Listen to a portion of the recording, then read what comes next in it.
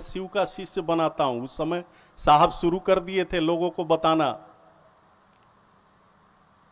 आवाज ने कहा कि करने को क्या कहते हो। साहब को समझ में आ गई। लोगों को उस समय मंत्र वगैरह बताते थे। तो साहब एक आईएएस और बड़े बाप के बेटा साधुओं से ठगाए हुए, वो तो समझ गए थे कि ये महादेव की आवाज है। उन्होंने तुरंत प्रश्न रखा महादेव के सामने, क्या महादेव को प्रचार की जरूरत है?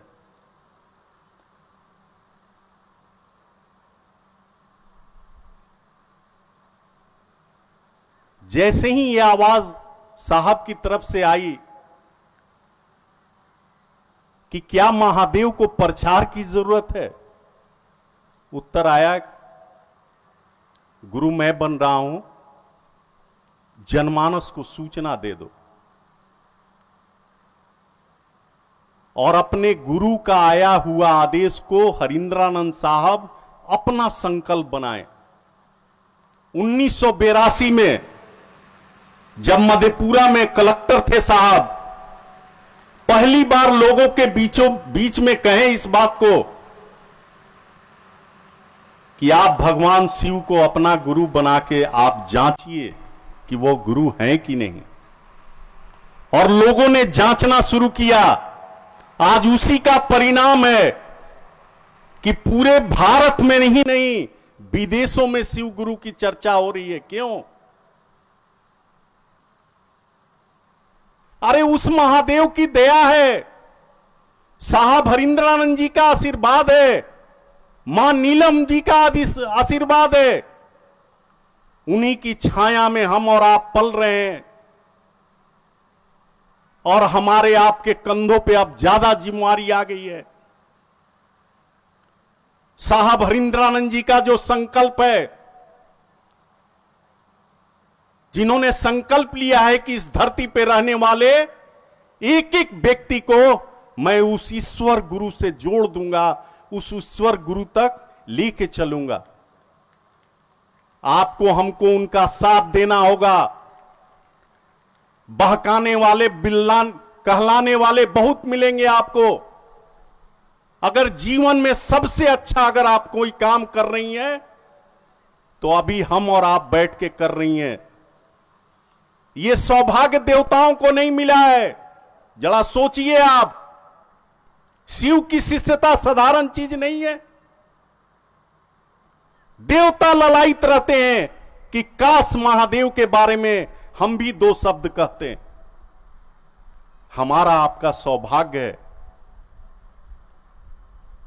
कि वो महादेव गुरु के रूप में मिल गए, वो साहब हमको आपके बीच मिल गए, वो दीदी हमको आपको बीच मिल गई, और ये तीनों लोग हमको आपको मदद करता है महादेव गुरु के काम में।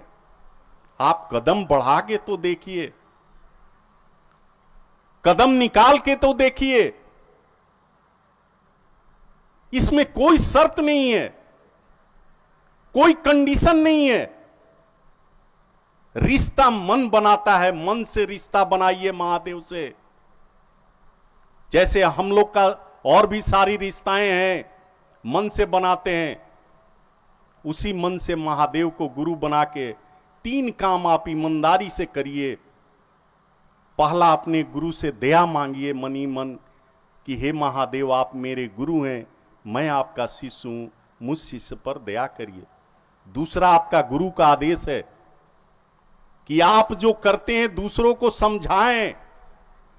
इसके लिए अगर आपको 10 रुपया खर्च करना पड़ता है तो करिए, चाय पिलाना पड़ता है तो पिलाइए। अरे ये तो आपका सौभाग्य है कि महादेव के नाम पे आप 10 रुपया खर्च कर रहे हैं। ये आपका सौभाग्य है।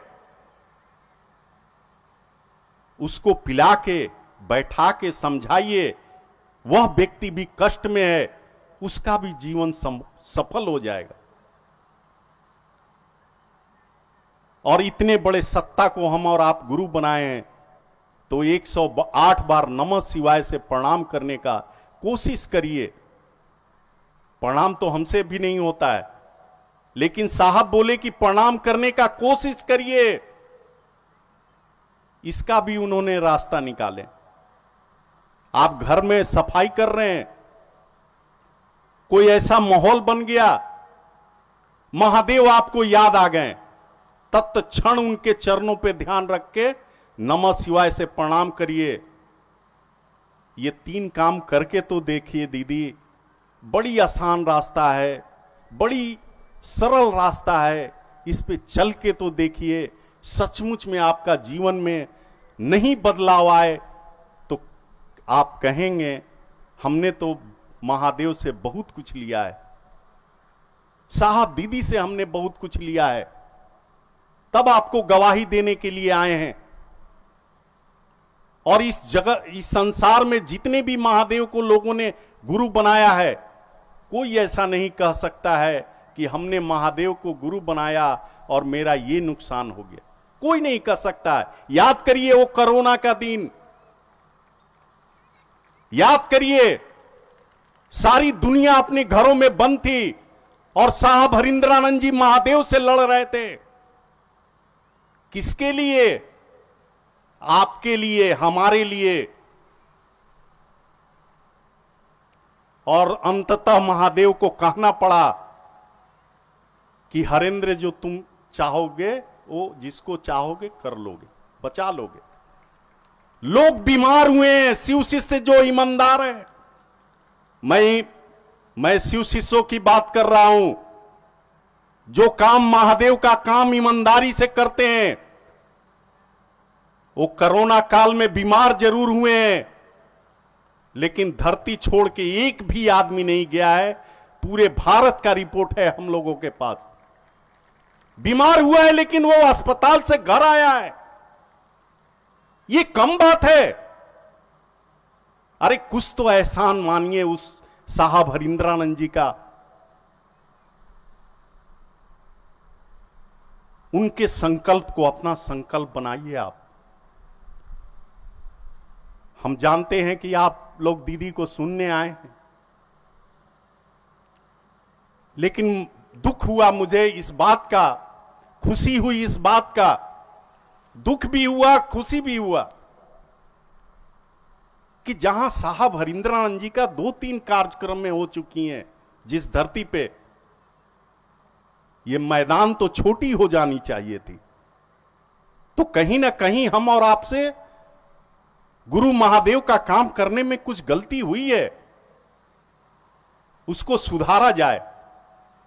आपस में बैठ के सारे लोग महादेव के काम का फैलाव करें, यही साहब हरिंद्रानंद जी और दीदी नीलम आनंद जी का सपना है। इस सपना को हम ही और आपको पूरा भी करना है, क्योंकि अगर महादेव को करना होता ना तो साहब और दीदी को नहीं चुनते, वो एक पल में पूरे जगत को शिव शिष्य बना देते।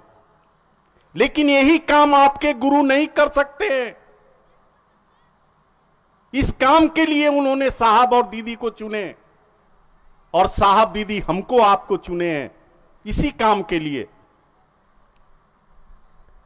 इन्हीं चंद शब्दों के साथ मैं अपनी वाणी को अपने गुरु के चरण में विराम देता हूं।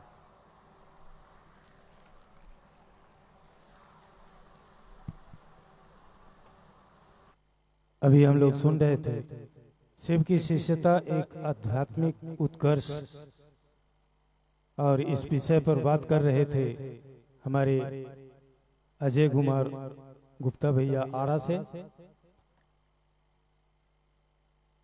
अब मैं बुलाना चाहूंगा दिल्ली से आए हुए मिथिलेश भैया को एक भजन के लिए, और इस भजन के बाद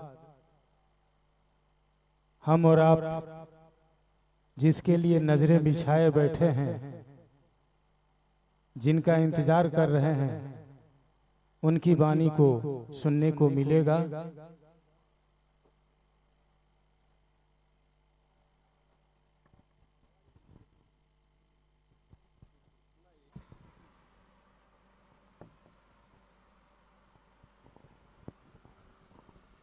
पुनः आप सभी के चरणों में मेरा प्रणाम। आदेशित एक भजन के लिए गुरु से दया मांगता हूं, अपने हमसे एक भजन हो सके इतनी दया कर दें। यह राह हमारे साहब श्री हरिंद्रानंद बाबू का दिया हुआ इस भजन के माध्यम से यही कहने का प्रयास कर रहे हैं, शब्द पे ध्यान जरूर देंगे।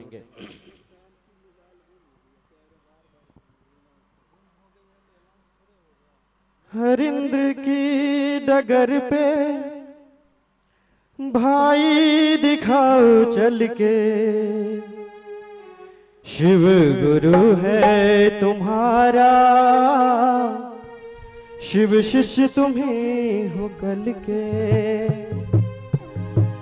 हरिंद्र की डगर पे बहना दिखाओ चल के, शिव गुरु है तुम्हारा, शिष्या तुम्हें हो कल के। हरिंद्र की डगर पे भाई दिखाओ चल के, शिव गुरु है तुम्हारा, शिव शिष्य तुम्हें हो कल के। हरिंद्र की डगर पे बहना दिखाओ चल के, शिव गुरु है तुम्हारा, शिव शिष्य तुम्हें हो कल के।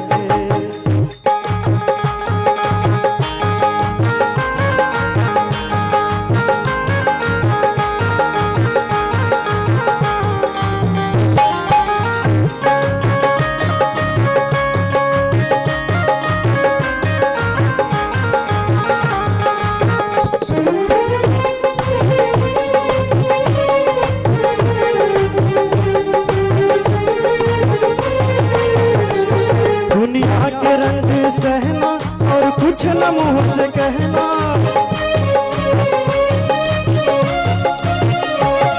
गुरु दया के बल पे आगे तू बढ़ते रहना।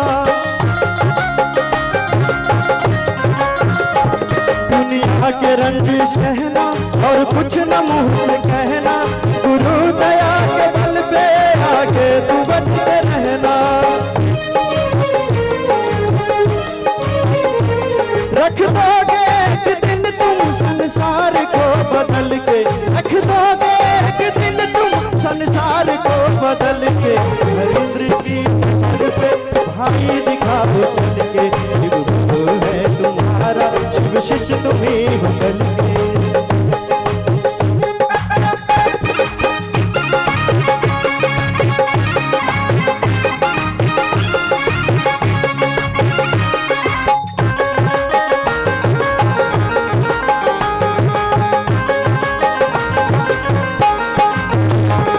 कोई भी गम सताए जिसका गुरु पाए, एक कदम हमारा हरगिज न डगमगाए। कोई भी गम सताए जिसका गुरु पाए, एक कदम हमारा हरगिज न डगमगाए। रास्ता बड़ी सरल है चलना संभल संभल के, रास्ता बड़ी सरल है चलना संभल संभल के। हरिंद्र की डगर पे भाई दिखाओ चल के, शिव गुरु है तुम्हारा, शिव शिष्य तुम्हें हो कल के। हरिंद्र की डगर पे बहना दिखाओ चल के, शिव गुरु है तुम्हारा, शिष्या तुम्हें हो कल के।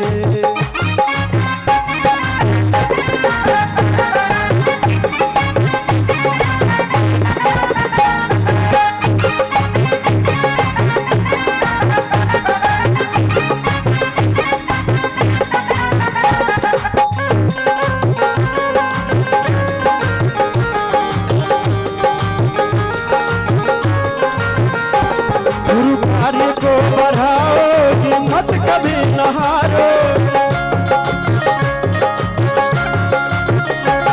आफत कोई सताए हरिंद्र को पुकारो।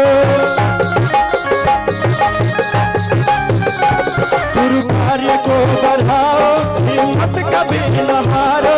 आफत कोई सताए नीलम आनंद को पुकारो। आफत कोई सताए नीलम आनंद को पुकारो। चाहत हो जिनकी ऐसी उन्हीं पे दया कर दे, चाहत हो जिनकी ऐसी उन्हीं पे दया कर दे। भाई दिखाओ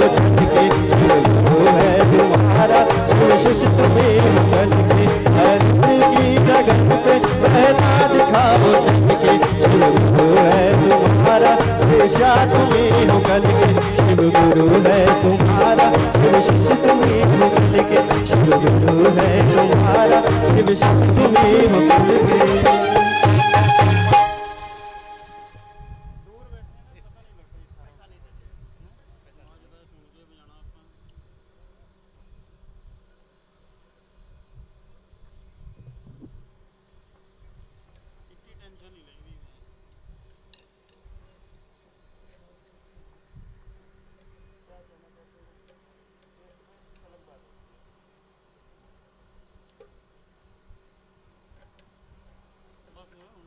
अब हम लोगों के बीच हमारी दीदी उपस्थित होने वाली हैं।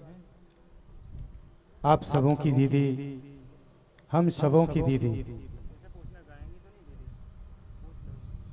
हमारे बीच अपने गुरु का संदेश, साहब दीदी का संदेश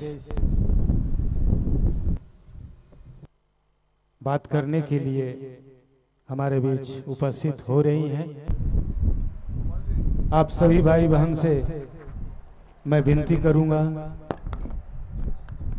कि शांतिपूर्वक जो जहां पर हैं शांतिपूर्वक बैठकर दीदी की बात सुने और अपने जीवन में चलने का प्रयास करें।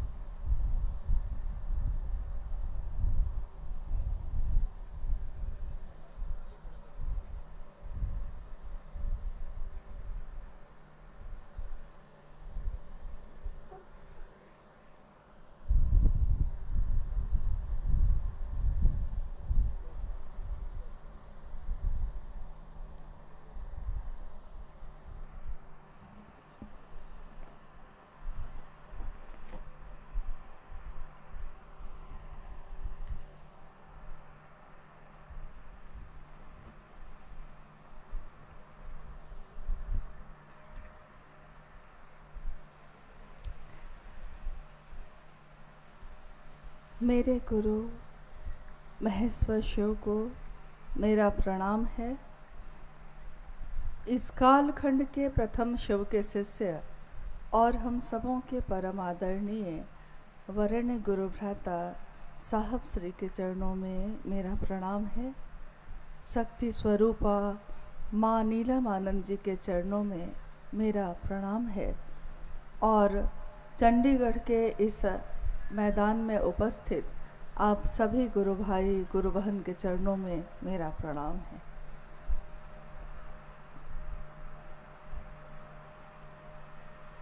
चंडीगढ़ के इस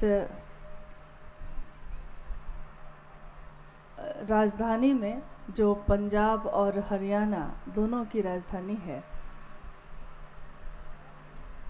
इस धरती पे साहब श्री के चरण महादेव का संदेश लेकर परे थे और आज भी गुरु भाई गुरु बहन लगातार उनके इस संदेश को दूसरों तक पहुंचाने में अपना योगदान दे रहे हैं, अपनी सहभागिता दे रहे हैं। माँ चंडी का ये स्थान, ये शहर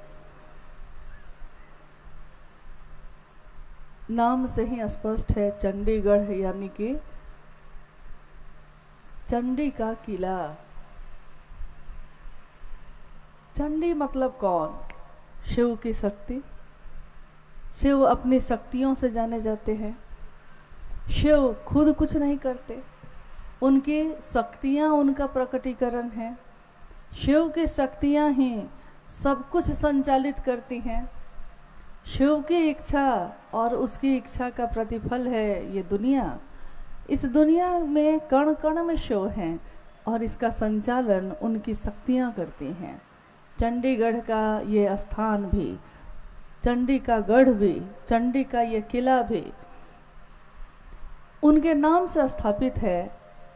स्वाभाविक है, नाम यानी जिसकी संगत आप लीजिएगा, आपका हमारा स्वभाव भी उसी के जैसा होने लगता है। शास्त्रों ने कहा कि कलयुग एक ऐसा युग होगा जिसमें महेश्वर और चंडी की पूजा होगी। कलयुग यानी ये युग जिसमें हम और आप आज रह रहे हैं। कभी सतयुग भी आया, कभी द्वापर भी आया, कभी त्रेता युग भी आया और आज कलयुग चल रहा है। इस युग में यानी इस पूरे संपूर्ण युग में क्या होगा? जब ये युग आया भी नहीं था, उसी समय हमारे देश के ऋषि मुनियों ने जो भविष्यवाणी की थी इस युग के लिए, उसके आधार पर लिखा गया था कि कलौ और चंडी, महादेव और चंडी की पूजा सर्वाधिक होगी। एक ऐसा युग होगा वो जिस युग में लोग धर्म से विमुख हो जाएंगे, पाप और अनाचार का बोलबाला होगा, गुरु और शिष्य की परंपरा भी जाती रहेगी। और शिव पुराण में यह उल्लेखित है कि तब दुनिया के लोगों के सामने, संसार में सबके सामने एक ही विकल्प बचेगा। लिखा हुआ है उसके आगे, नमः शिवाय। नमः शिवाय यानी शिव को प्रणाम। शिव के सिवा कोई भी अब बचाने वाला नहीं होगा। शिव के सिवा कोई दूसरा विकल्प नहीं होगा। विकल्प तब होता है जब 4-5 सत्ता सामने हो, लेकिन जब एक ही सत्ता सामने हो और कोई नहीं हो, जब तिनके का भी सहारा नहीं हो, तब आपके सामने कोई उपाय नहीं है। सिर्फ शिव की शिष्यता ही एकमात्र उपाय। साहब के कार्यक्रमों में जिसमें वो अक्सर गए हैं, आपने देखा होगा ये पंक्तियाँ बैनर पर लिखी रहती थीं।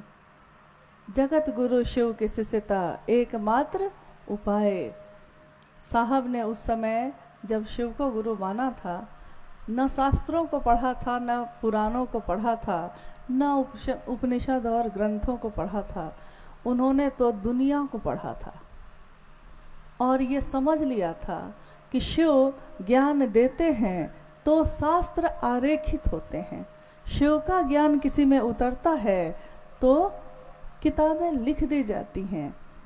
अगर कोई शास्त्र का जानकार है, शास्त्र को पढ़ने वाला है, जिसने संस्कृत के सभी श्लोकों को रट लिया, याद कर लिया है, जो लगातार बोलता है संस्कृत के श्लोक को, लेकिन आत्मविद नहीं हो पाया।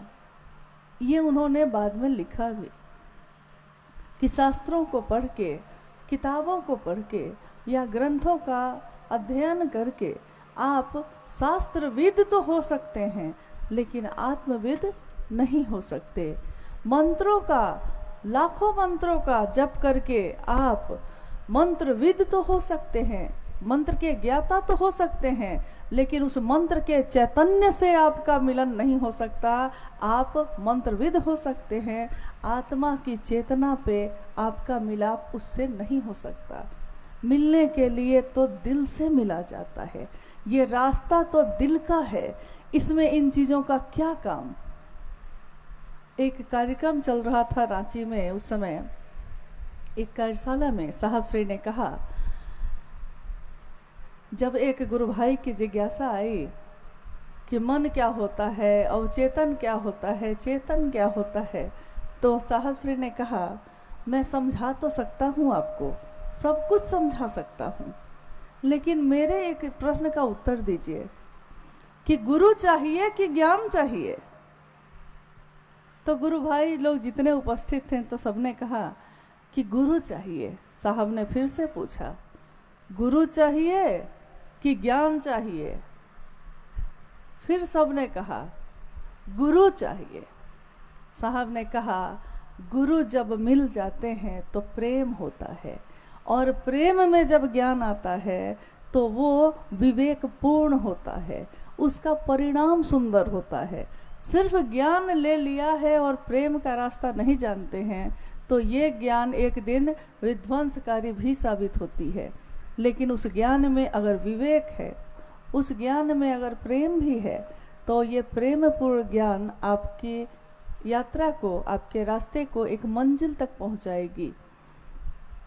अभी भाई, जो गुरु भाई अभी भजन गा रहे थे, जब देश आज़ाद हुआ था उस समय ये गीत गाए जाते थे।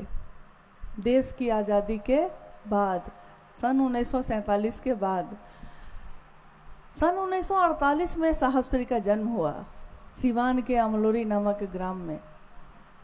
एक तरफ देश आज़ाद हुआ शारीरिक रूप से, शरीर से, और एक तरफ एक ऐसे बालक का जन्म जिसने आने वाले समय में, कालांतर में, लोगों की मानसिक गुलामी से उनको आज़ादी दिलाई।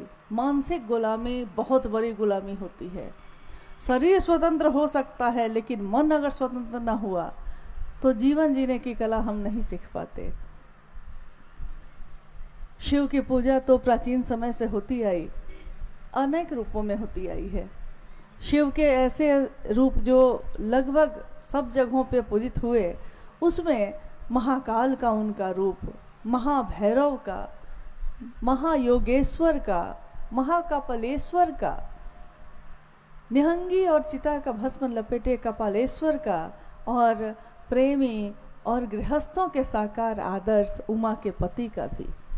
शिव की पूजा वैद्यनाथ के रूप में भी होती रही, वैद्यों के भी जो नाथ हैं वैद्यनाथ, उनके रूप में भी होती रही, जन जन में होती रही।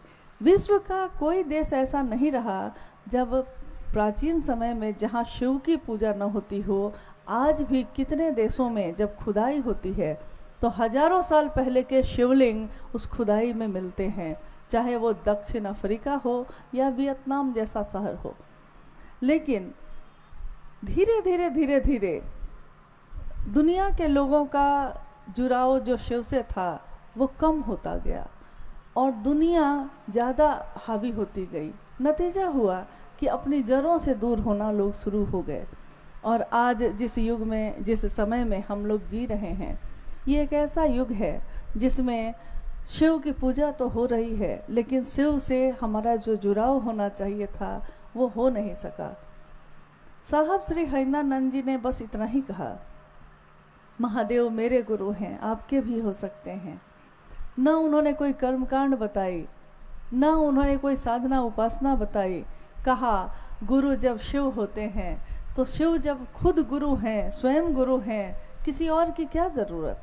महादेव जब गुरु हैं और इतने सुंदर हैं, सुंदर यानी सत्यम शिवम सुंदरम, महादेव की सुंदरता जो कभी नहीं बदलती, मेरी और आपकी तो बदल जाती है। हम आज जिसको सुंदर लगते हैं कल नहीं लगते। आज जो युवा हैं कल वृद्ध हो जाते हैं। आज जो बच्चा है कल युवा हो जाता है। आज जो मित्र है कल दुश्मन हो जाता है। आज जो दुश्मन है कल मित्र भी हो जाता है। यानी हमारे आपके संबंध तो पल प्रतिपल बदलते रहते हैं। मौसम भी इतना नहीं बदलता जितना आज इंसान बदलने लगा। नहीं, इतने रंग बदलते हैं। क्या कभी सुना है कि महादेव का सत्य बदल गया? महादेव की सुंदरता बदल गई। एक ऐसी सुंदरता जिसका क्षय नहीं होता कभी, एक ऐसा सत्य जो कभी नहीं बदलता, हमेशा जो था, है और रहेगा भी। महादेव से साहब श्री ने वैसे महादेव से हमको आपको मिलवाया।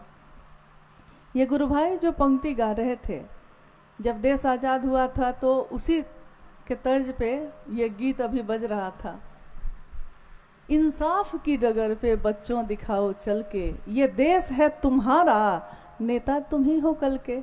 ये गीत बजते थे उस समय जब देश आज़ाद हुआ था, क्योंकि देश को आज़ादी मिली थी लाखों लोगों के जीवन की आहुति देकर। एक स्वतंत्र देश में, एक आज़ाद देश में आज हम आप जी रहे हैं, लेकिन आज जो जी रहे हैं उन लोगों के कारण जी रहे हैं जिन्होंने अपने प्राण न्यौछावर किए भारत की इस भूमि पे, तब हम आप आज आज़ाद देश में जी रहे हैं। मानसिक गुलामी से स्वतंत्रता 1948 में जन्मे उस बालक ने जब आने वाले समय में लोगों को इससे स्वतंत्र कराया,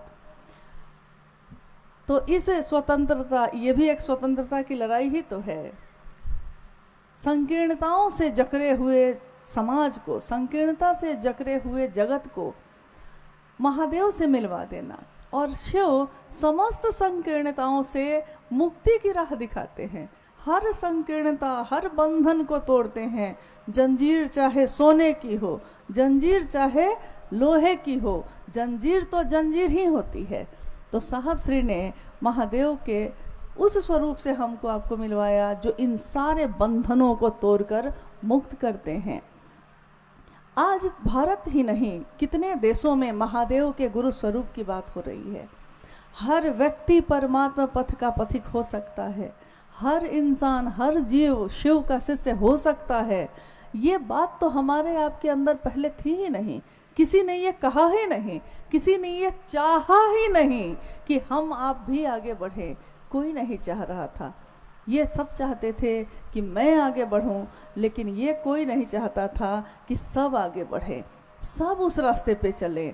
ये रास्ता जो उस समय बना भी नहीं था, अध्यात्म का ये रास्ता जो किसी ने किसी के लिए बनाया ही नहीं, खुद तो बनाया, खुद गया, लेकिन दूसरों के लिए वो रास्ता छोड़ा नहीं। कहते हैं ना, सीढ़ियों से छत पे तो चले गए और सीढ़ियों को फिर से छत पे खींच लिया ताकि कोई दूसरा चढ़ ही नहीं सके। लेकिन साहब श्री ने अपने जीवन को सीढ़ी बनाया सबके लिए। तब आज हम और आप शिव की उस छत पे जाके खड़े होके आजाद मन से, मन में जो आता है सो कहते हैं, लेकिन हम भूल जाते हैं कि जिसके कारण ये आए हैं, बात तो उसी की करनी होगी, बात तो उन्हीं की होगी। ये डगर जो शिव की है, ये डगर जो हरिंद्र की बनाई हुई है, इस डगर को बनाने में उनके इस शरीर ने, उनके इस मन ने, तन मन और धन तीनों से रिश्ते निभाए जाते हैं। तीनों से जो रिश्ते उन्होंने निभाए होंगे उसमें बहुत कुछ हुआ तो होगा, क्या क्या ना हुआ होगा। कितने लोगों ने देखा होगा, नहीं देखा होगा। आज जब हमारे लिए रास्ता बन गया और हम उस रास्ते पे चलने लगे, तो देखने में आता है कि कोई अपने मन से जो मन हो वो करता है, कोई कुछ करता है, कोई कुछ करता है। साहब के डगर पे तो चलेंगे। साहब ने एक बार कहा, देखिए अभी मुझको वो बात याद आई कि जगह जगह से खबर आने शुरू हुई उस समय, ऐसा हो रहा है, ऐसा हो रहा है। साहब ने कहा कि आज इस आकाश में सब अपना अपना हेलीकॉप्टर उड़ा रहा है, कोई हवाई जहाज उड़ा रहा है, कोई हेलीकॉप्टर उड़ा रहा है। एरोड्रम एक जगह होती है, इस एरोड्रम को बनाने में मैंने और नीलम ने क्या क्या ना सहा, और जब एरोड्रम बन गया है तो सब अपना अपना जहाज उड़ा रहा है। लेकिन ये भूल गया है कि अगर एरोड्रम का रास्ता भूल जाएगा तो उतरेगा कहाँ? उड़ तो जाएगा आकाश में, उतरेगा कहाँ?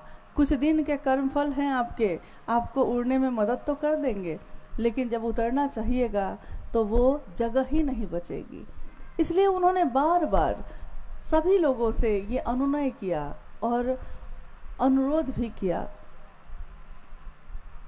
ऋणी भी हुए उन समस्त लोगों के लिए जिन्होंने अपने गुरु के काम में उनकी मदद की। ये वो लोग थे जो निर्बल थे, जिनके पास निर्बल सामर्थ्य था, न बहुत बड़े लोग थे, न बहुत बड़ी संपत्ति थी, न बहुत सुविधा थी, लेकिन अपने निर्बल सामर्थ्य में उन्होंने महादेव का काम आगे बढ़ाया, साहब श्री का साथ दिया।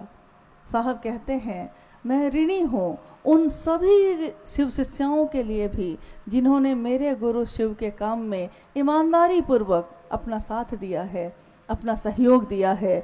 और मैं शिव का शिष्य हरिंद्रानंद अवनत हूँ उन समस्त शिव शिष्यों के लिए जिन्होंने मेरे कहे अनुसार इस रास्ते पे आगे बढ़ने का काम किया है, दूसरों को शिव से जोड़ा है।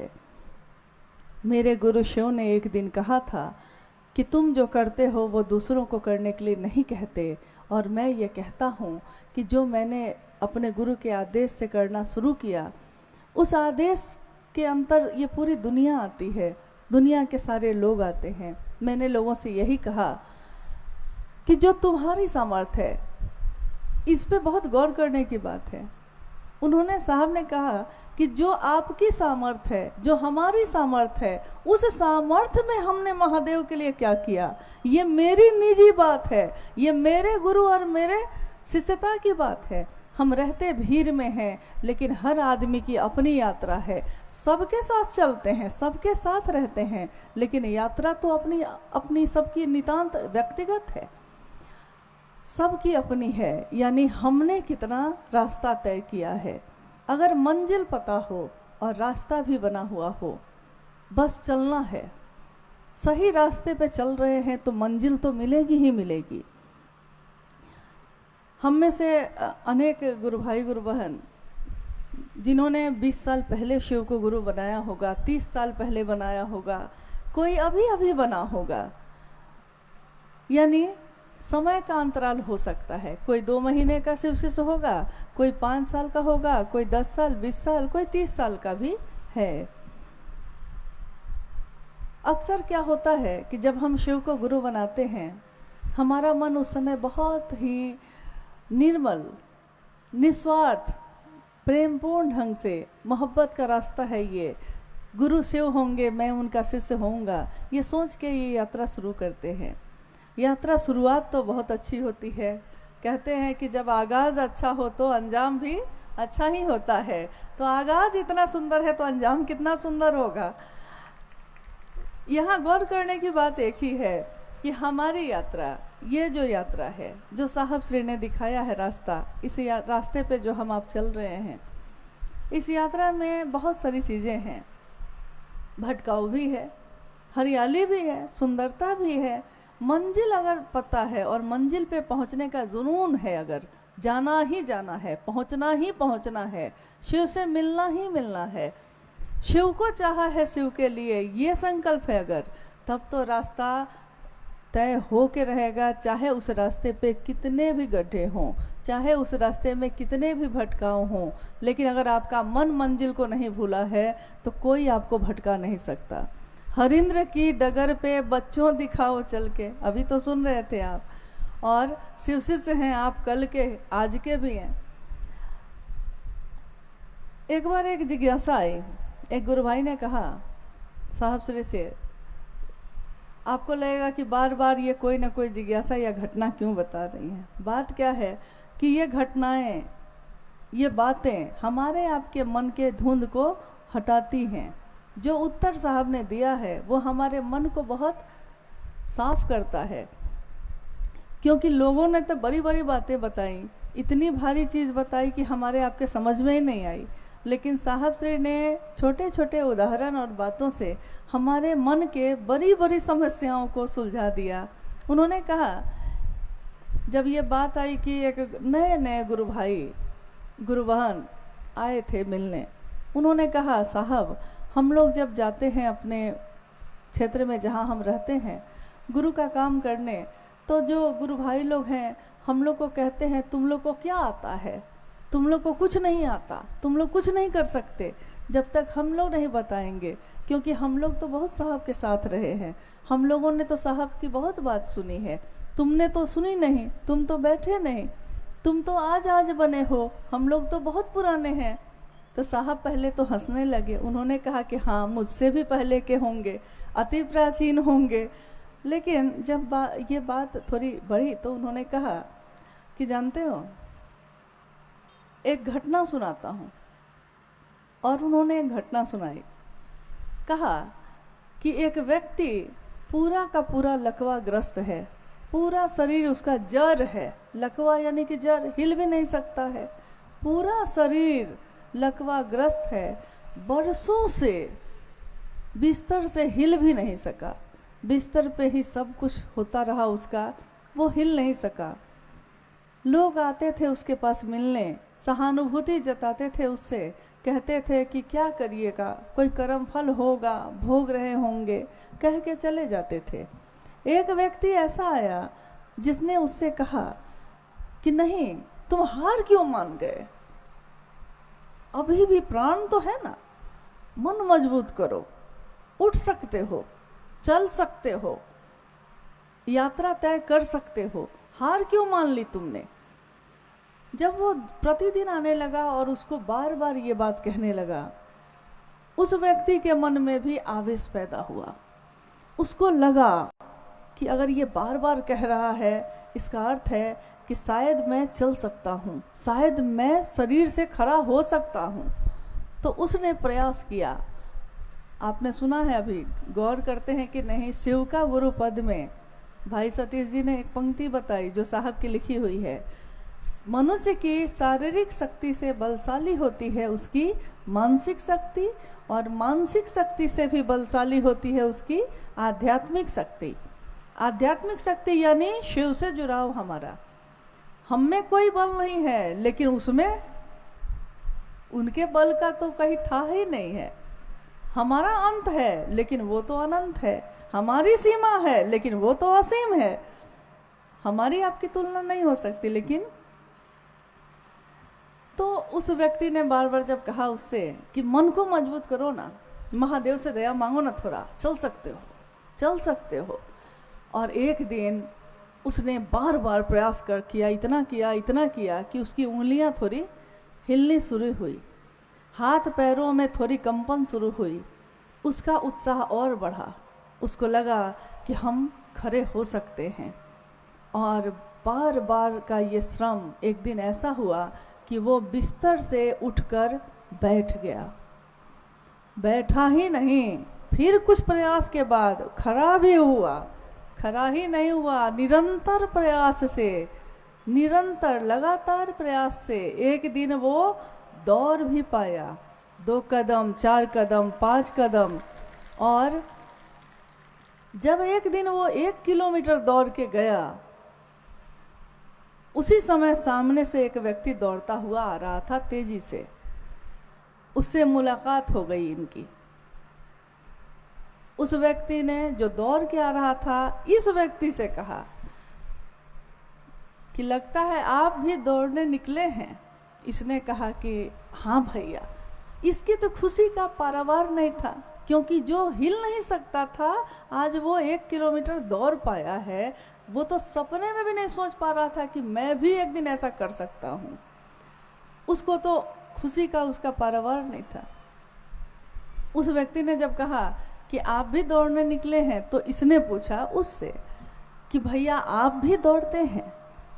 तो सामने वाले ने कहा, दौड़ता हूँ, मैं तो 20 किलोमीटर रोज दौड़ता हूँ, रोज 20 किलोमीटर दौड़ता हूँ। देखते हो मेरे हाथ, मेरे पाँव, साहब कह रहे हैं, देखते हो। सामने वाला व्यक्ति जो अभी अभी 1 किलोमीटर दौड़ के आया था, इसका मन मुरझा गया, हताश हो गया। इसको लगा कि इसके सामने हम क्या हैं, कुछ भी नहीं है। कहाँ ये 20 किलोमीटर दौड़ता है रोज, कहाँ मैं इतने सालों के बाद 1 किलोमीटर दौड़ पाया। और हताश होकर वो बैठ गया। जो आदमी उससे बार बार मिलने आता था और कहता था महादेव से दया मांगो, वो इसको ढूंढते हुए निकला तो देखता है कि चुपचाप सिर पे हाथ रख के बैठा हुआ है। उसने पूछा इससे, क्यों बैठे हो? दौड़ने निकले थे, रुक क्यों गए, बैठ क्यों गए? तो उसने कहा कि वो व्यक्ति आया तो उसने कहा कि तुम क्या हो मेरे सामने, सही है ना भैया, मैं उसके सामने क्या हूँ? तो उस व्यक्ति ने कहा, ये जो तुम अपनी जड़ता से निकले, ये जो तुम्हारा शरीर हिल भी नहीं सकता था, आज जो दौड़ा है ये तुम्हारी उपलब्धि है। और वो जो 20 किलोमीटर दौड़ा है ये उसकी उपलब्धि है। उसको उसका किया हुआ मिलेगा, तुमको अपना किया हुआ मिलेगा। तुम्हारी जड़ता से तुम निकले हो। आज अगर कोई 1 महीना या 2 महीना का गुरु भाई है तो वो उस जड़ता से निकला जिसमें वो जकड़ा हुआ था। हम सभी गुरु भाई गुरु बहनों को उसका उत्साह और बढ़ाना चाहिए। उसको ये कह के हताश नहीं करना चाहिए कि तुम कुछ नहीं जानते, क्योंकि महादेव किसको खड़ा करके क्या काम करवाएंगे ये हम लोग नहीं जानते। वो किसके द्वारा क्या करवा लेंगे कोई नहीं जानता। उनके साहब के माता पिता भी नहीं जानते थे कि मेरा ही पुत्र महादेव के द्वारा चुन लिया जाएगा। उनके माता पिता कहाँ जानते थे? तो कौन जानता है कि किसके अंदर से वो साहब हरिंद्र क्या बोल रहे हैं और क्या समझाना चाहते हैं। रास्ता उनका है, चलना हमको आपको सबको है, लेकिन एक दूसरे का सम्मान करिए, एक दूसरे का हम लोग उत्साह बढ़ाएं, मदद करें। समीक्षा तो सब करते हैं बैठ के, ये अच्छा हुआ ये खराब हुआ, मदद कोई नहीं करता, और जो मदद करता है वो तो बोलता भी नहीं। अगर साहब हरिंद्रानंद जी ये कहते कि ये दुनिया तो मेरी है, दुनिया ये दुनिया हरिंदर की दुनिया, एक हरिंदर निहाल सारी दुनिया, तो ये दुनिया तो महादेव की है, ये दुनिया तो साहब हरिंद्रानंद की है। लेकिन हमारा आपका मन पकड़ लेता है कि मेरा है, मैंने किया तो मेरा है। महादेव के काम को बढ़ाने के लिए कर्ता मन का होना तो सही है, अच्छा है। कर्ता मन खड़ा रहेगा तब ना हम कुछ करेंगे, और अगर हम कुछ करेंगे नहीं तो महादेव की दया नहीं होगी। जो साहब ने कहा कि पहला सूत्र दया मांगना है, लेकिन ये दया मिलती कब है? जब आप गुरु आदेशित कर्म करते हैं, कर्म करिएगा तब ना दया होगी। कर्म किया ही नहीं है, कह देते हैं कि महादेव दया करेंगे तब ना होगा, तो ऐसा नहीं होता। कुछ तो करिए, विश्वास हो या ना हो, महादेव के लिए कुछ जो भी आप कर सकते हैं करिए। चंडीगढ़ के इस शहर में साहब श्री के साथ 2017 में आने का सौभाग्य मिला था। यहीं से हम लोग हिमाचल में पहली बार, हिमाचल का भी कार्यक्रम बद्धी में हुआ था, और यहाँ से हम लोग उस तरफ बढ़े थे। आज जब से कल जब आए हम लोग यहाँ, तब से हर पल वो सारे दृश्य आँखों के सामने गुजर रहे हैं। लोग समझते हैं हम लोग उनको भूल जाते हैं। जिसको महादेव के काम से मतलब होगा वो किसी को नहीं भूलता। हमारे दुबे भाई यहाँ बैठे हैं, तो उन्होंने नीचे कहा कि मैं दुबे जो हूँ, तो मैंने कहा हम पहचानते हैं आपको। कैसे पहचानते हैं? कभी बात तो किए नहीं। क्योंकि जब मेरे साहब आए यहाँ तो इन्होंने फूलों का गुच्छा देकर उनका स्वागत किया, इन्होंने उनको भोजन कराया है। तो मैं इनको नहीं भूल सकती, ये मुझको भूल सकते हैं। जिसने साहब के कहे हुए काम को किया है, इतना भर भी अगर किया है, एक गिलास पानी लेकर भी अगर वो खड़ा रहा है, दीदी नीलम आनंद के छाया के तले जो चला है, कोई शिव का शिष्य उन व्यक्तियों को नहीं भूलता, कभी नहीं भूलता। महादेव के काम में किसी ने अगर किसी के लिए कुछ किया है तो एहसान मानना शिव शिष्यों की तो ये पहचान है कि जो एहसान माने, जो अपने गुरु की दया का अनुभव करे और महादेव की दया के आश्रय दूसरों को भी चलने के लिए प्रेरित करे। आज का ये शिवगुरु महोत्सव, हालांकि गर्मी का समय है ये, और फिर भी यहाँ के गुरु भाई गुरु बहनों के बहुत आग्रह पे हम लोगों ने कहा कि ठीक है, लोगों को कष्ट तो होगी, लेकिन देखिए हमारे सामान्य भावाचरण, कष्ट तो हुआ, गर्मी है, धूप है, लेकिन हमारा आपका सामान्य भावाचरण जगत के लिए अनुकरणीय है। एक जो व्यक्ति शिव शिष्य भी नहीं है, लेकिन अभी जब आए थे वो थोड़ी देर पहले, तो उन्होंने कितनी सुंदर बात कही। कहा कि मैंने अपनी पत्नी से कहा कि शिव महिमा में जाना है, तो मेरी पत्नी ने कहा कि शाम के समय न होगा। मैंने कहा कि नहीं अभी जाना है, तो उसने कहा कि आज तो वर्किंग डे है, यानी कि काम करने का दिन है, तो आज थोड़े ही लोग आएंगे, लेकिन देखिए आप लोग कितने लोग हैं। तो वो आश्चर्य, सामान्य भावाचरण हमारा आपका है, लेकिन कोई दूसरा इससे उसको लगता है कि आखिर कुछ तो बात महादेव में ऐसी है कि लोग अपने घर के आराम को छोड़कर और मौसम की परवाह नहीं करके भी एक जगह पे एकत्रित हुए हैं कि मेरे गुरु शिव की बात होगी, मेरे गुरु शिव की बात होगी, जहाँ लोग बैठेंगे, कोई दरी बिछाता है, कोई मैदान साफ करता है। आपको नहीं पता किसने मैदान साफ किया, आप नहीं जानते किसने दरी बिछाई है, लेकिन आप हम बैठे हैं उस पर। तो जो बिछाता है, जो व्यवस्था करता है हमारे आपके आराम की, हम उसको नहीं देखते, हम उस आराम का उपयोग करते हैं लेकिन वो दिखाई नहीं देते। लाखों गुरु भाई गुरु बहन जो महादेव के काम में साहब दीदी के साथ चलते रहे, वो नींव के पत्थर की तरह उस नींव में उनकी ईंटें लगती रहीं, जिसकी इमारत आज दिखाई देती है। इमारत इतनी बुलंद है कि संख्या गिनी नहीं जा सकती। लेकिन संख्या बढ़ जाने से ही काम हो जाता है, ऐसा नहीं है।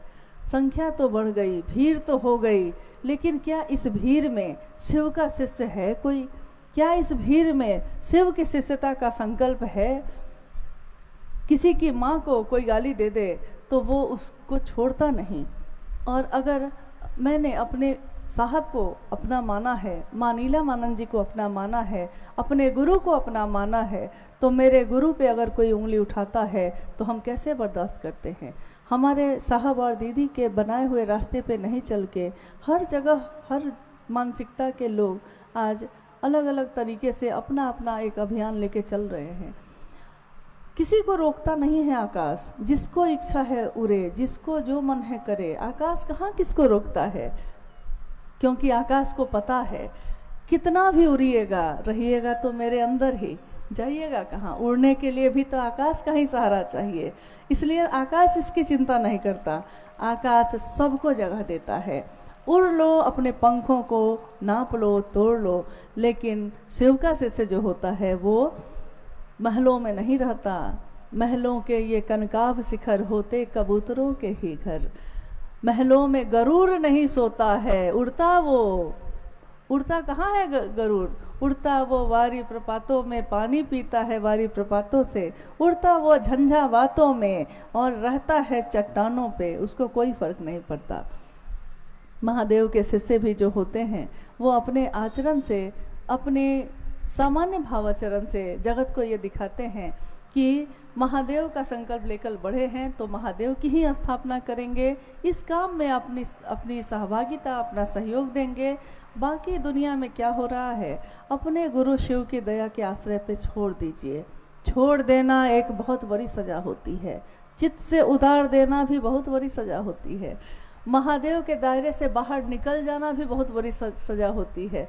आप अलग से प्रयास क्यों करेंगे? किसी के लिए कुछ नहीं करने की ज़रूरत है।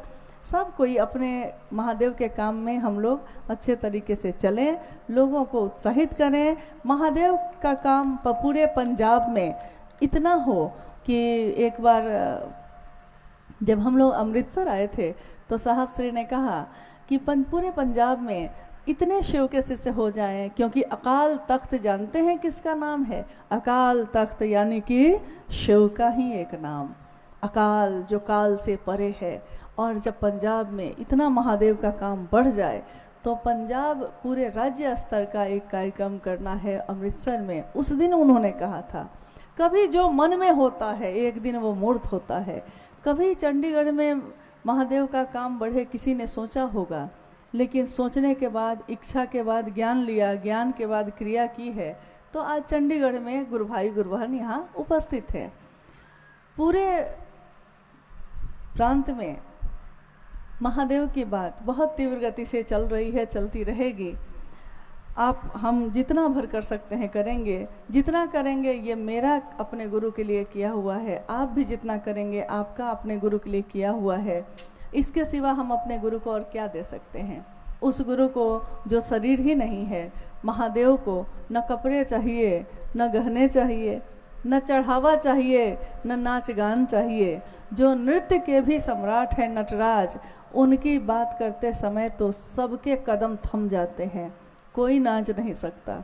अगर वो शिव का शिष्य है तो वो गरिमापूर्ण ढंग से बैठता है, अपने गुरु की बात कहता है और अपने आचरण से भी जगत को ये दिखाता है शिव के शिष्य कैसे होते हैं। हाँ, इस महोत्सव में कुछ जिज्ञासाएं भी आई हैं। आइए हम लोग उन जिज्ञासाओं पे भी बात करने की कोशिश करते हैं। आपके मन में अगर कोई बात हो, हम लोग कोई विद्वान तो है नहीं, हमको आपको बस साहब ने जो सिखाया है, जो समझाया है, जो हमारे मन में महादेव के लिए प्रेम का प्रस्फुटन कराया है, उतना भर ही हम जानते हैं। यहाँ कोई विद्वान नहीं है, यहाँ कोई प्रवचन करता नहीं, यहाँ कोई सत्संग कर्मी नहीं आया है, कोई नहीं। कोई भी है तो शिव का शिष्य है, गुरु शिव हैं और शिव की बात करने आए हैं। शिव की बात सुनते हैं, शिव की बात करते हैं, जिसकी संगत में रहते हैं उसके जैसे हो जाते हैं। साहब कहते हैं कि ये क्यों कहते हो कि शिव जैसा होना चाहते हो? अरे वो शिव ही तुम्हारे जैसा हो जाता है। उसी के नाथ हो लिए जो उसके साथ हो लिया, उसी के हो गए वो जो उनके साथ हो लिया, उसी के जैसे बन गए वो जो उनके जैसा बनना चाहता है।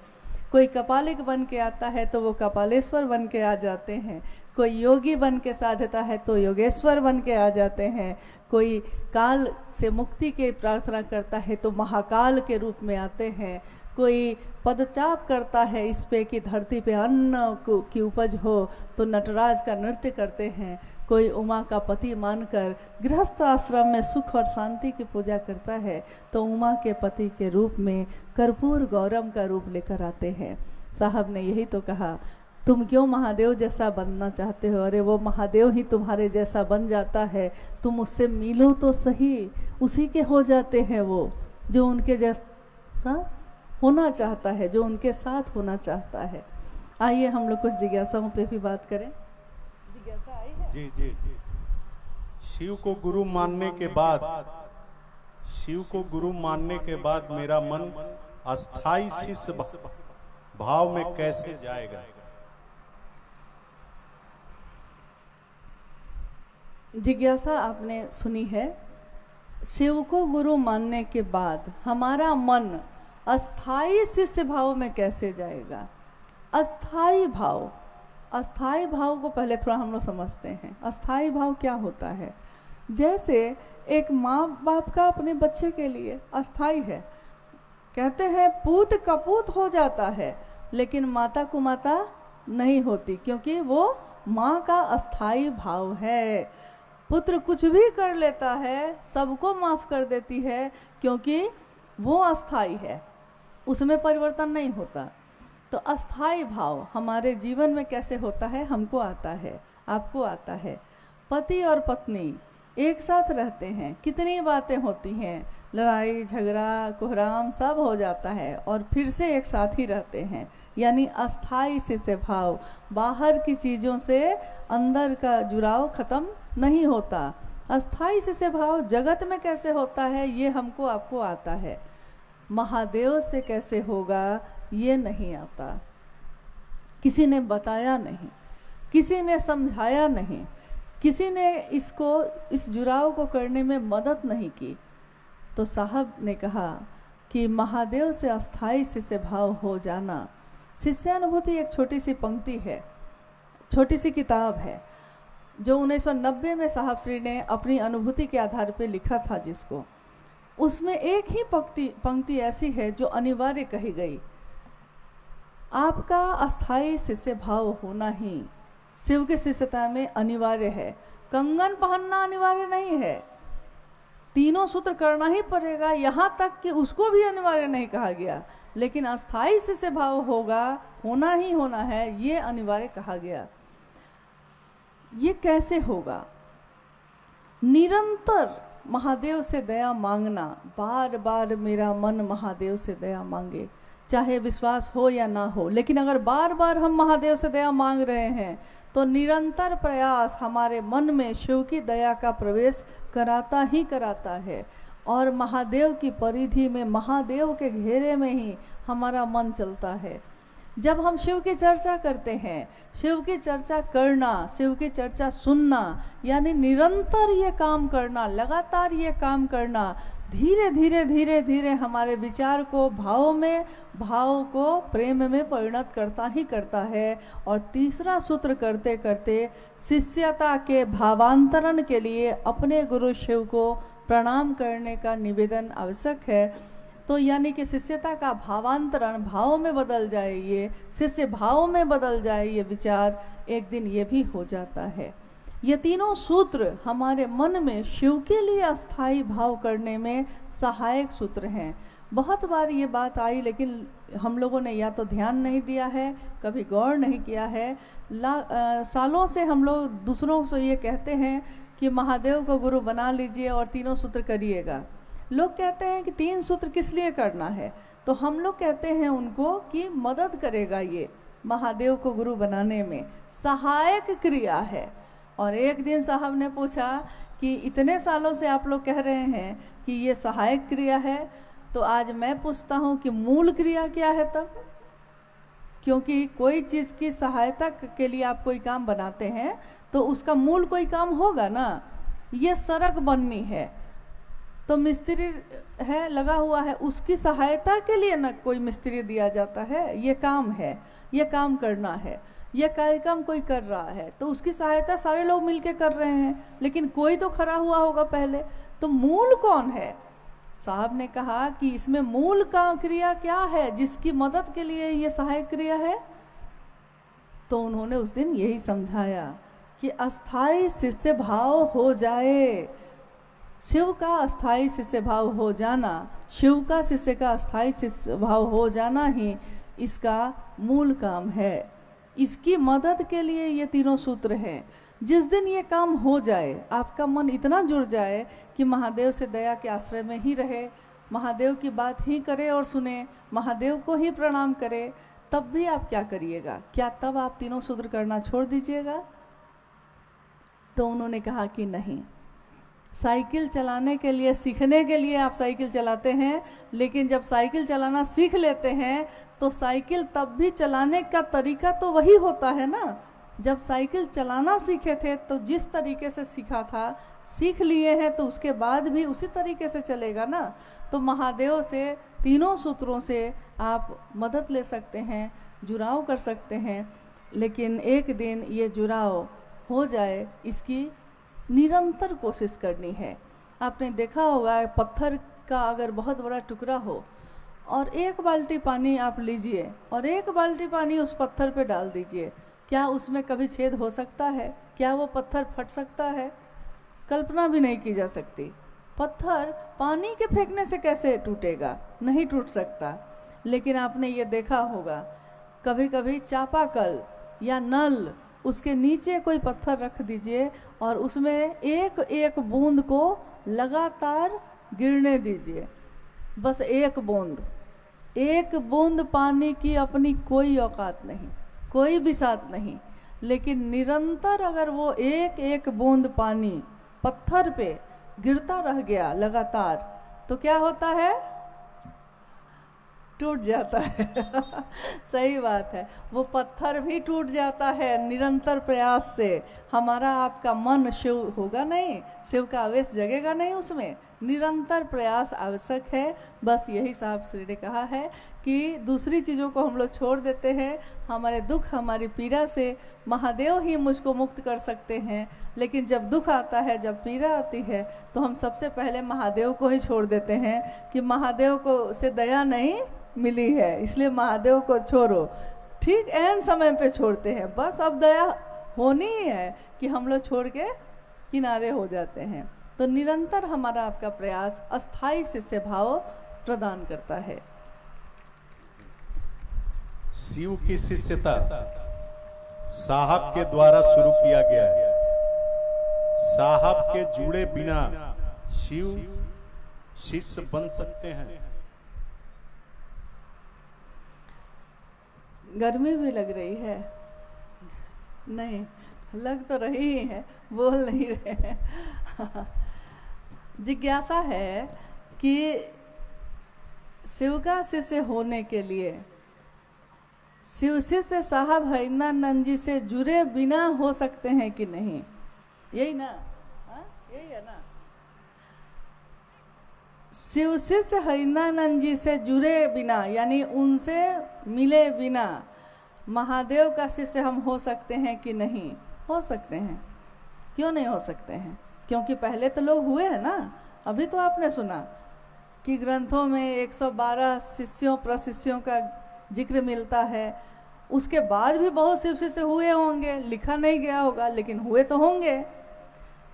किसी के बारे में आपने सुना क्या कि उसके विचार में, उनकी सोच में इतनी ताकत हो कि करोड़ों लोग उस सोच पे चलने लगे? शिव के शिष्य तो पहले भी हुए ना। यानी शिव शिष्य तो आप हो सकते हैं।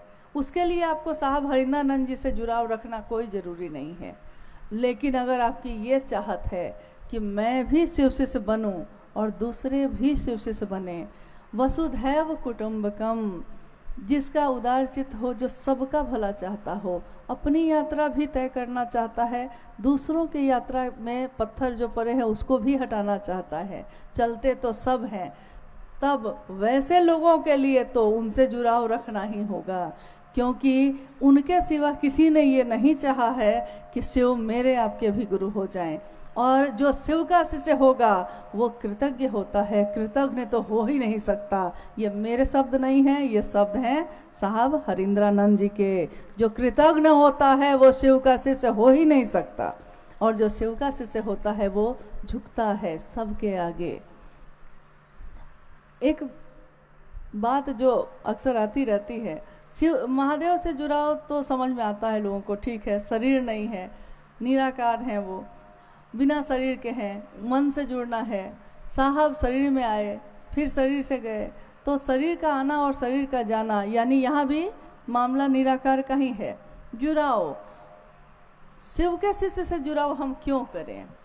इस जगत में शिव के शिष्यता का जो व्यापक आज व्यापकता है, विस्तार है, वो न मैंने किया है ना आपने किया है, वो साहब और दीदी ने किया है। कोई शिव का शिष्य अगर होगा तो जब भी शिव शिष्यता की बात चलेगी, कहते हैं जब हुस्न की बात चलेगी तो तेरा नाम होगा। जब शिव शिष्यता की बात चलेगी तो साहब हरिंद्रानंद जी का नाम होगा ही होगा, क्योंकि जिसने जोड़ा है, जिसने तरीका बताया है, इतना कृतज्ञ तो कोई नहीं हो सकता। आज तक महादेव तो थे ही, हम भी थे। महादेव से कैसे मिला जाता है ये किसी ने नहीं बताया था, रास्ता ही नहीं था चलने का। हर व्यक्ति चल सकता है ये किसी ने नहीं बताया। लोग जंगल और पहाड़ में साधना उपासना के लिए जाते रहे, किसी के स्पर्श से शिव का अनुभव करते रहे, मंत्रों के लाखों जपों में महादेव को पाते रहे। और हमने महादेव को पाया है अपने गृहस्थ आश्रम के उतार और चढ़ाव में, अपने बच्चों के शोर के बीच भी, रोटी बेलते हुए भी, खेत में काम करते हुए भी, कंपनी और फैक्ट्री में खटते हुए भी महादेव को पाया है हमने। तो किसके कारण पाया है? हमने कोई साधना नहीं की, हमने कोई उपासना नहीं की, हमने किसी मंत्र का जप नहीं किया। साहब ने जो शिव का मंत्र आया, शिव का प्राण मंत्र जो उनकी सांसों पे चढ़ा और उतरा, बस जो उन्होंने पाया वो सब दे दिया। जो पाया है वो दे दिया है। हीरा मोती तो लोग चुनते ही रह जाते हैं, और महादेव का जो नाम का हीरा मोती गली गली में मिल रहा है, उसको लेने वाला कौन है? ले ले ले कोई लेने वाला, आवाज़ लगाऊं गली गली, हर गली में आवाज़ लगाने वाले लोग हैं, लेने वाला लेता है, मिलने वाला महादेव से मिलता है। तब भी हमारा दायित्व है कि हम लगातार ये कोशिश करें कि हम इस काम को कर सकें। शिव शिष्यता के जनक इस कालखंड के साहब हरिंद्रानंद जी, उनका नाम, उनका शिष्य का भाव जो इस जगत पे उतरा है, जैसे ही ये नाम आता है, जैसे ही उनके शिष्य भाव की बात आती है, सारे लोगों की नज़र और उनके सर झुक जाते हैं। क्या साहब ने ज़बरदस्ती झुकाया है किसी का सर? क्या साहब ने ज़बरदस्ती ये कहा कि हाँ मुझको प्रणाम करो? क्योंकि परंपरा तो है कि जो आपको रास्ता दिखाता है आपको उसको प्रणाम करना ही होगा। लेकिन साहब श्री ने तो आपसे हमसे ये भी नहीं चाहा कि आप उनको प्रणाम भी करें। अरे कोई महादेव का भजन छोड़ के अगर साहब का भजन करने लगता था, वो उस पर भी नाराज़ होते थे और कहते कि मैंने तो शिव की स्थापना के लिए भेजा था, मेरा नाम क्यों लेने लगे? जो इतना है, जो आसमां के जैसा बैठा है, मैंने अभी तो कहा आसमां किसी को नहीं रोकता, वो तो सर झुकाए बैठा है, हमें ही हो ना सका उसके कद का अंदाजा। वो तो आसमां है मगर सर झुकाए बैठा है, और हम आप कुछ नहीं हैं तो उड़े चले जा रहे हैं, सबके ऊपर हमको कब्जा कर लेना है, सोचे चले जा रहे हैं। लेकिन याद रखिएगा, ये मनसा किसी की सफल नहीं होगी। ये इतने अभी तक के जीवन में मैंने जो अनुभव किया है, जैसे ही मूल धारा से हटते हैं हम, हमारे चिथड़े उड़ जाते हैं। कोई दूसरा आपके लिए कुछ नहीं करता, कोई किसी का अहित क्यों सोचेगा? लेकिन महादेव की शिष्यता की मूल धारा, उसके साथ स्वयं शिव के शिष्य साहब हरिंदानंद जी की ऊर्जा चल रही है, वो स्वयं चल रहे हैं। आप किसी और का साथ छोड़ते हैं तो कोई दिक्कत नहीं है, मेरा छोड़ दीजिए, उनका छोड़ दीजिए, क्या फ़र्क पड़ेगा।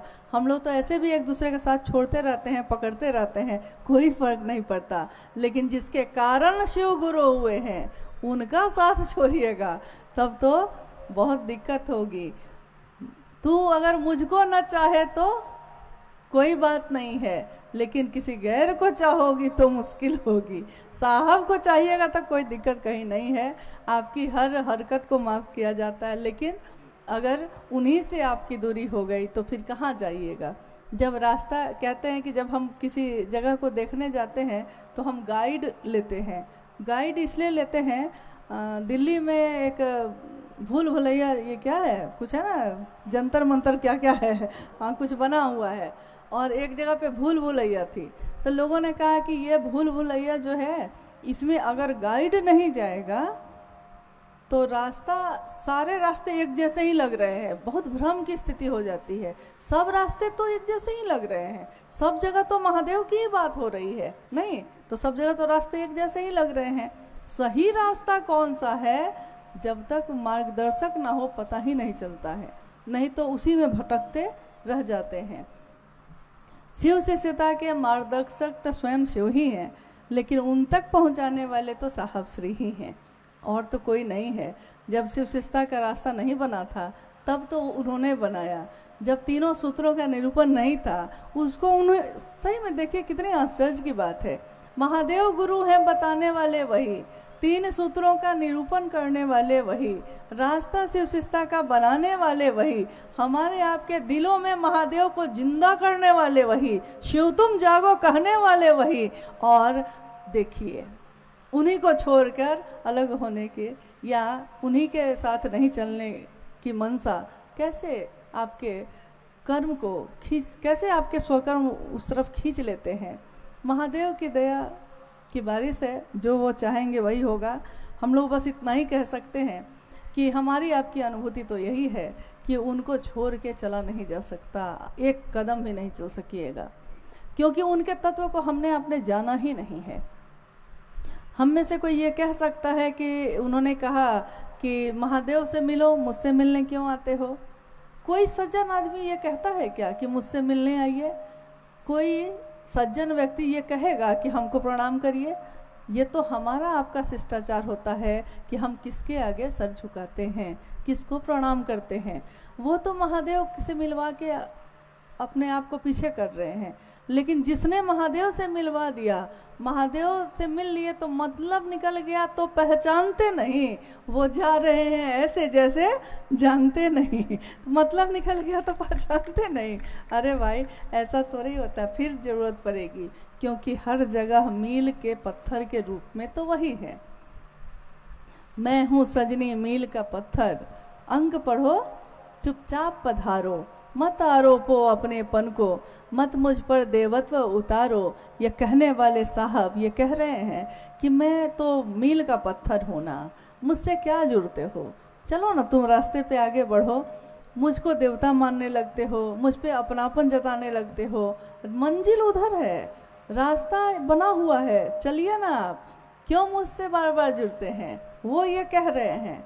लेकिन मील का पत्थर अगर जगह जगह आपको हमको नहीं मिलता रहे तो हम रास्ता ही भटक जाते हैं, हमको पता ही नहीं चलता कि सही रास्ते पे जा भी रहे हैं कि नहीं। कालका से चंडीगढ़ आने का रास्ता यहाँ से यहाँ तक है, और जगह जगह लिखा है यहाँ से Chandigarh 50 kilometre, 49 kilometre, 48 kilometre, 45 kilometre, अब 20 किलोमीटर। और जब चंडीगढ़ पहुँच गए थे तो 0 किलोमीटर लिखा हुआ भी मिला होगा। चंडीगढ़ अब 0 किलोमीटर, यहाँ भी वही मिल रहे हैं, कहाँ कहाँ छोड़िएगा उनको हर जगह तो वही मिल रहे हैं, वही चला रहे हैं। नहीं, उनको छोड़ के तो नहीं चला जा सकता, हमारी आपकी अनुभूति है ये। और भैया एक सवाल और। हाँ ठीक है, एक जिज्ञासा और है, उस पर भी हम लोग बात कर लें। शिव शिष्यता की शिखर की तलहटी में संपूर्ण संकीर्णताएं तिरोहित हो जाता है, कैसे? ये शिष्यानुभूति की पंक्ति है। शिष्यानुभूति 1990 में लिखी गई साहब श्री के द्वारा। ये तो आपको जानकारी होगी, सबको को जानकारी है ना इस बात की। उसी पुस्तक की एक पंक्ति है, शिव भाव के शिखर की तलहटी में ही समस्त संकीर्णताएं तिरोहित हो जाती हैं। शिव भाव का शिखर यानी अगर शिव का भाव जो है, गुरु का भाव, जीव को बंधन मुक्त कर कर शिव करने की जो प्रक्रिया है महादेव की, उसको कहते हैं गुरु भाव, दया भाव, जिसमें वो जीव को बंधन से मुक्त करते हैं, जगत का आवेश न्यून करते हैं और शिव का आवेश अत्यधिक कर देते हैं। वो गुरु भाव। शिव भाव का शिखर अगर उसको एक पहाड़ मान लिया जाए, एक पर्वत मान लिया जाए, और शिव का भाव उसका शिखर हो यानी चोटी हो। शिव का भाव का शिखर मतलब एक पर्वत की चोटी जो सबसे ऊपर का भाग होता है। शिव भाव के शिखर की तलहटी में ही, नीचे ही, तलहटी यानी घाटी में ही, अभी तो पहाड़ के नज़दीक भी नहीं गए हैं, अभी पहाड़ के नज़दीक हो रहे हैं, तलहटी में ही समस्त संकीर्णताएं तिरोहित हो जाती हैं। यानी तलहटी में ही है अभी तो पहाड़ चढ़ना भी शुरू नहीं किया, और शिव भाव का तो शिखर बहुत ऊपर है अभी। लेकिन तभी हमारे मन की सारी संकीर्णताएं तिरोहित हो जाती हैं, यानी सारे बंधन खुलते चले जाते हैं, टूटते चले जाते हैं। बंधन इस धरती पे क्या क्या है? बंधन जाति का, धर्म का, पुरुष का, स्त्री का, कोई काला है, कोई गोरा है, कोई सुंदर है, कोई कुरूप है, कोई अमीर है, कोई गरीब है, हर तरह की संकीर्णता, कोई दोस्त है, कोई दुश्मन है, किसी में जलन है, किसी में पीड़ा है, हर तरह की संकीर्णता। लेकिन जैसे ही मूल उद्देश्य पे हमारा ध्यान जाता है, हम अपनी पीड़ा, अपने दुख को भी भूल जाते हैं। हम दूसरों के यात्रा की समीक्षा करना भी भूल जाते हैं। हम ये देखना भी भूल जाते हैं कि कौन किस जाति, किस धर्म का है। क्योंकि गुरु और शिष्य परंपरा में जाति और धर्म का कोई मतलब ही नहीं होता। जहाँ शिव गुरु हों, समस्त संकीर्णताएं वही खत्म हो जाती हैं। पिछले 2 साल पहले जब हम लोग एक बार एक यात्रा में आए थे, जालंधर और लुधियाना और पंचकुला, तो जब नाभा से हम लोग पंचकुला के लिए बढ़े, नाभा में गर्मी थी पूरी, और जब पंचकुला के पास पहुँचे तो पहुँचने से पहले ही ठंड लगनी शुरू हो गई। पहाड़ तो नहीं है वहाँ, पहाड़ तो वहाँ से बहुत दूर है, हिमाचल और बढ़िएगा तब है, लेकिन ठंड हमको पंचकुला में ही लगने लगी। अभी तो दूर है, तलहटी है वो ना, तलहटी में ही ठंड लगने लगी। तो जब शरीर को बर्फ का एहसास इतनी दूर से हो जाता है, शिव भाव की परिधि में भी सिर्फ हम आ जाएं तो शिव का ही दर्शन नहीं होता है। कहाँ शिव का दर्शन नहीं होता है? हर जगह। और जब शिव का दर्शन होता है तो सारी संकीर्णताएं तो अपने आप खत्म होंगी, रोशनी आएगी, सारे अंधेरे खत्म हो जाते हैं। जब बंधन टूटेंगे तो जंजीर चाहे लोहे की हो या सोने की, जंजीर तो टूटेगी ही टूटेगी। गुरु तो दोनों जंजीर को काटते हैं। वो जगत के आवेश को भी न्यून कर देंगे, अपना आवेश भी पैदा कर देंगे और रास्ता प्रशस्त भी करते चले जाएंगे। जब हमने अपने महादेव को गुरु माना था, साहब ने कहा कि याद कीजिए उस दिन को जिस दिन आपने शिव को अपना गुरु माना था। कितने अच्छे मन से माना था, कितनी अच्छी सोच से माना था। सोचा था कि महादेव मेरे गुरु हैं, मैं उनका शिष्य बनूंगा।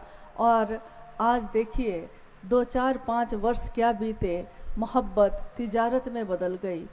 तिजारत का अर्थ होता है व्यापार, मोहब्बत का अर्थ होता है जिसमें जान भी दे देता है आदमी। दिल दिया है जान भी देंगे, दिल दिया है तो जान भी देंगे ऐ साहब तेरे लिए, क्योंकि तुमने महादेव से मिलवाया है। हम आपके सामने जितना भी झुके फिर भी कम होगा, क्योंकि आपने कभी झुकाया नहीं है। आपने तो सर उठा के चलना सिखाया है। आपने कहाँ कहा कि हाँ तुम गुट बना लेना, कहाँ कहा था कि तुम अलग अलग झंडा उठा लेना। उन्होंने तो साफ कहा था। लोगों ने जब उनसे पूछा था कि क्या शिव शिष्यता में भी ऐसा होगा, क्या शिव शिष्यता में भी ऐसा होगा कि जब शरीर नहीं रहेगा तो लोग 2 भाग, 3 भाग, 5 भाग में बट जाएंगे। और साहब श्री ने कहा उस दिन, जो उन्होंने बरसों पहले कहा है वो हो के रहा है, चाहे हम माने या ना माने वो हो के रहेगा। उन्होंने उस दिन कहा था शिव के शिष्यता में पहले ही लोग बटेंगे, लेकिन एक दिन धीरे धीरे धीरे धीरे उनके सारे बंधन खत्म होते चले जाएंगे और वो सब के सब शिव शिष्यता के राजमार्ग पर चलेंगे और उसकी मंजिल एक शिव है, उसके सिवा कोई नहीं। यहाँ गुरु शिव हैं, कोई नहीं, कोई वरीय नहीं, कोई उत्तराधिकारी नहीं, कोई वरिष्ठ नहीं, कोई बहुत बड़ा शिव शिष्य नहीं, कोई गुरु की पदवी पे नहीं बैठा है। गुरु शिव हैं, बाकी सब शिव के शिष्य हैं। रास्ता राजमार्ग का है शिव शिष्यता का और मंजिल है भगवान शिव स्वयं। तो बनना है तो शिव बने, रहना है तो शिव रहिए और जीना है तो शिव की तरह जीना सीखिए, जो सबको देता है और भूल जाता है। अगर वो याद करने लगे क्या क्या दिया है तो आज का ये शिव गुरु महोत्सव हम लोग बहुत कृतज्ञ हैं, बहुत आभारी हैं कि आपने सही में चंडीगढ़ जैसे शहर में वर्किंग डे यानी काम वाले दिन समय निकाल लिया है, छुट्टी ले ली है। क्योंकि ये तो ज़बरदस्ती किसी से, प्रेम एक ऐसी चीज़ है नहीं ली जा सकती जब तक दिल में पैदा ना हो। महादेव की दया से महादेव का काम बढ़ता रहेगा, आने वाले लोग और बेहतर करेंगे और सुंदर शिव की बात लोगों को सुनाएंगे, आगे बढ़ाएंगे। हम और आप क्या होंगे, हमसे भी खूबसूरत लोग आएंगे, बोलने वाले, सुनाने वाले, आवेश पैदा करने वाले, महादेव की खूबसूरती दिखाने वाले। हम चाहते हैं हम सब मिलके उस रास्ते पे चलें। और अगर कोई संकीर्णता है तो महादेव का ध्यान करिए। अगर कोई पीड़ा है, कोई दुख है, किसी से तकलीफ है तो उस व्यक्ति को छोड़ दीजिए, लेकिन महादेव के तरफ चलना तो लगातार जारी रखिए। रही बात साहब और दीदी की, साहब और दीदी के ध्यान के बिना शिव का ध्यान हो नहीं पाता और शिव का ध्यान होता है तो वो दोनों साथ में ही दिखते हैं, क्योंकि हर पल वो महादेव के ही काम में लगे हैं। आज भी शरीर में रहें तब भी, आज शरीर में नहीं है तब भी, मात्र उनकी आशीर्वाद, उनकी दया से ही हम चल पा रहे हैं। शिव शिष्यता की ये बगिया, इसके सारे फूल हमेशा खिलते रहें, कितनी कलियां इसमें निकलती रहेंगी, सुगंधित होकर दूसरों को भी सुगंध फैलाती रहे, इसी की कामना करती हूँ। और अपने गुरु महादेव से, अपने साहब दीदी से यही दया मांगती हूँ कि मैं खुद भी शिव का शिष्य बन सकूँ और जो भी मिल सके उनके मन में शिव का आवेश पैदा कर सकूं। महादेव की दुनिया है, उन्हीं की इच्छा से चलती है, लेकिन महादेव की ये दुनिया शिवमय हो जाए, सुखमय हो जाए। विश्व वाटिका शिव की शिष्यता से सुगंधित और पल्लवित पुष्पित हो, यही साहब की कामना है, यही साहब दीदी का सपना भी है। तो इस सपने को पूरा करने में आइए हम सब अपना योगदान दें, जो दे सकते हैं। हम अपने घर के पूजा घर को सुंदर से सुंदर बनाते हैं, हम अपने मन के उस स्थल को, मेरा मन ही जहाँ शिव रहते हैं, उस मन को सुंदर विचारों से ही सजाएं। सुंदरता और सफाई हर जगह जरूरी है, सिर्फ घर में नहीं, फिर सिर्फ मोहल्ले और मैदान में नहीं, हमारे आपके मन में भी। तो मेरा एक ही निवेदन है कि अगर हमारे आपके मन में कोई भी अगर कचरा है, कोई भी गंदगी किसी ने डाल दी है, तो हम अपने घर में नहीं रखते उस गंदगी को, उसको जाकर कूड़ेदान में रखाते हैं। तो मेरे आपके मन में भी अगर किसी ने रख दिया है तो कृपया कूड़ेदान में रखाइए और महादेव के रास्ते पे आगे बढ़ने में अपनी भूमिका प्रदान करिए। आप सभी के चरणों में मेरा प्रणाम है।